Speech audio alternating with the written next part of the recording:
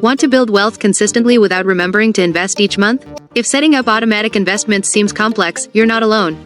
Today, we're creating a set it and forget it investment plan at Fidelity. Welcome back to Guide with Samuel. Let's break it down. Automatic investments pull money from your bank account and invest it according to your instructions on a regular schedule, harnessing the power of dollar cost averaging. Step 1. Navigate to automatic transfers.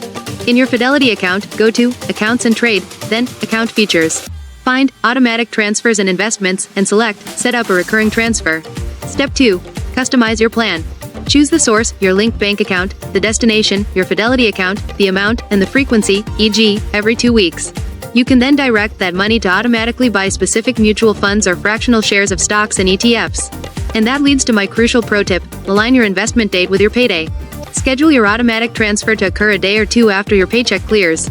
This builds investing into your budget as a non-negotiable expense, which is the key to long-term wealth building.